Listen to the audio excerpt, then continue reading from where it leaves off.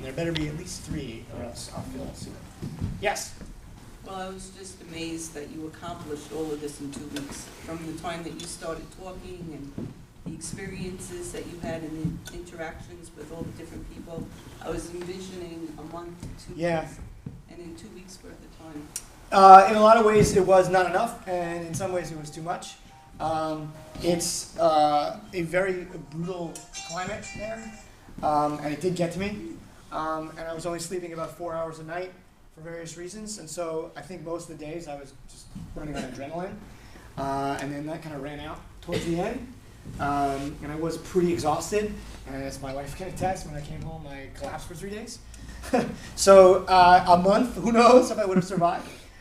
2 weeks was a lot in that regard, but of course not nearly enough because so many people that I would love to have more conversations with, so many kids that I would love to get to know more. There's one kid, an 8th grader, Tariq, who I had maybe 3 or 4 conversations with, who was just heartbroken when I left.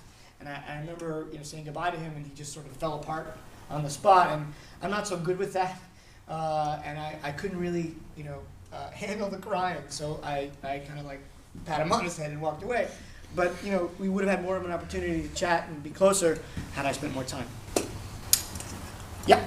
First of all, let me thank you very much. When I came down here, I didn't think I was going to last for more than 20 minutes, but I've been mesmerized by everything that you taught us this morning. It's wonderful.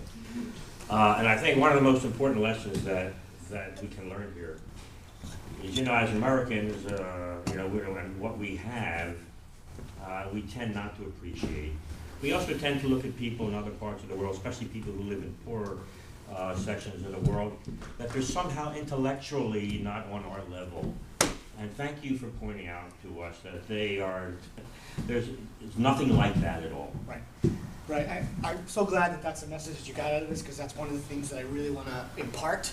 And even down to the 7th or 8th grader, the ability to engage on these higher levels, it's really something that blew my mind, and it's something that I really hope to impart. Even without the advent of all the wonderful technological tools that we have. I mean, there is no internet at the school. There just isn't right now. They have they're like, it's basically dial-up. USB, they stick it to their computers. School has 2 laptops. That's their access to the internet. And as I said, it takes them hours and hours and hours to download a 5 megabyte movie or 50 megabyte movie. So what they're able to know, given the limits of their contact with the outside world, it's amazing. It's just amazing. So thank you for saying that.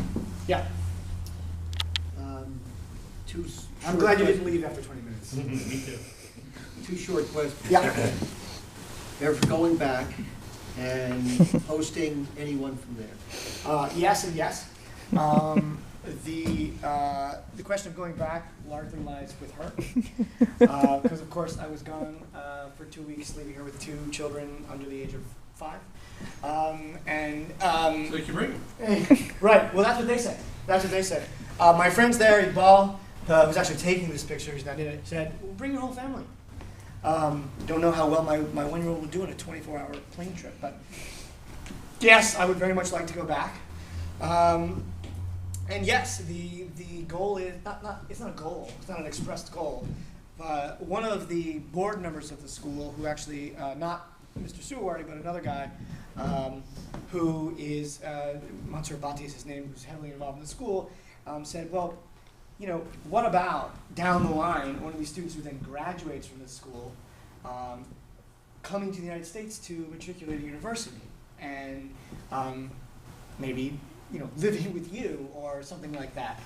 So that is an idea that we have, that the best of the best, say, from that school come to the U.S. to really engage in U.S. culture and study here in a university. So that is a possibility. Do you think any of their students could spend senior year at Lancaster Country Day, something like that? I think they probably could,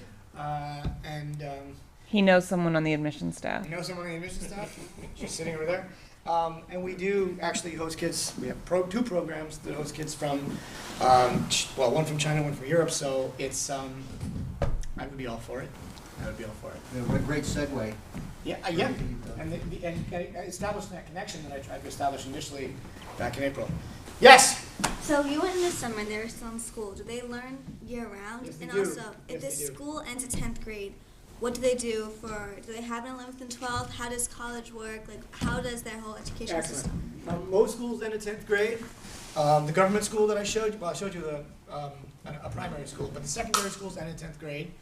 And then, maybe you try to matriculate at a university, let's say in Dhaka, which is the major capital city. Most of those people in this remote village are not going to do that. The goal of this school is to maybe even one day after they have now added an 11th grade. They're kind of just seeing how it goes, right? They started with 6th grade back in 2008. And the next year they had 6 and 7, then 6, 7, 8, then 6, 7, 8, 9, then 6, 7, 8, 9, 10. Now they have an 11, and maybe then they'll do 12, and then the thought is, well, maybe we'll tack on a university to it too. So the sky's the limit for them. In terms of university, I don't know numbers on how many Bengalis go to university, but it's pretty small.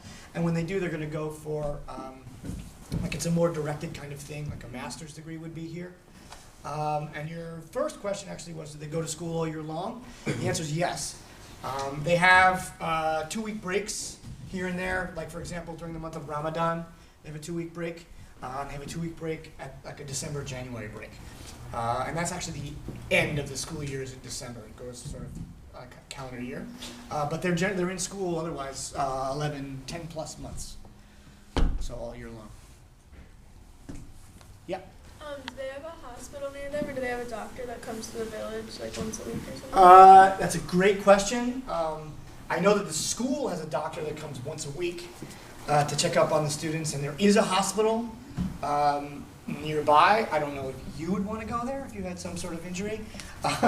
But in fact, Nazrul Islam's wife either trained in a hospital or currently works in the hospital, which is in Matlab, which is the sort of largest area. It was, you remember I showed you the picture of the boats on the river? So just behind there is that hospital, and it's a pretty big hospital. But in the village itself, there's nothing. That's a good question. Yep. Were there any kids that were just like harder to teach? Like if they had like disabilities or like language problems? I did not, that's very interesting. I did not see any kids with disabilities, any traditional disabilities. In our school, I'm sure in your school, there's a huge conversation about kids who have difficulty concentrating, ADD, ADHD, things like that. That stuff, there's no diagnoses there that anybody is talking about. There are no special accommodations for kids, things like that. But I didn't see any of that. And if there were students that were having a more difficult time, and there were students who were sort of not as talented academically, that didn't manifest itself in any way. Some kids were more talkative than others. Of course, the school is a school that is admitting students who achieve a certain level, who show a certain level of talent and ability. So there's that to consider. They're already taking from the village the kids who are in surrounding villages, kids who are really capable. There's this phenomenon there, which is kind of like borrowed from, English schools, where each kid has a number where they stand in terms of their grades. So there's a number 1 boy, number 2 boy, number 3 boy, in terms of how well they're doing academically. That goes all the way down to 38, and everybody knows what everybody's number is. So there's one boy, Tarek actually, who was excellent English speaking, not such a conscientious student. He was a number 24 boy, and I would always say to him, "Number 24 boy, what do you have to say?" He'd, of course, smile big and stand up. So, there's a little bit of a stigma about it, but not really. But the kind of thing that I think you're talking about, I didn't really see all that much. Sam, can I just take an opportunity to amplify a couple of things? Please. First of all, I don't know how many of the adults